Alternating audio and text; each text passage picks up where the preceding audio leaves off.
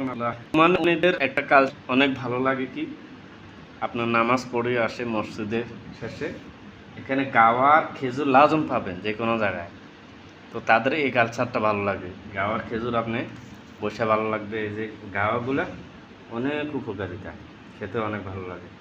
জানি না আপনাদের কার কাছে যারা প্রবাসে আছেন বা আরবিক কান্ট্রিতে আছেন তারা গাওয়া সম্পর্কে জানবেন, আর বিশেষ করে ওমানে যারা আছে তাদের এই জিনিসটা ভালো লাগে। গাওয়া খেজুর সব সময় মসজিদে বা বাড়ির আঙিনে অনেক টাইমে অনেকে বাইরে রাখে দেয়, লোকজন আসলে আগ্নবী আসুক যে আসুক খাবে, খাওয়ার লাই মানা নাই।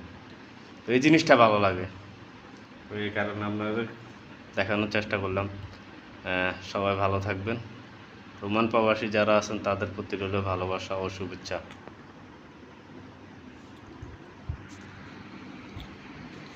এই যে মসজিদের এই দরজার নকশাগুলো দেখছেন, মাশাআল্লাহ কি সুন্দর।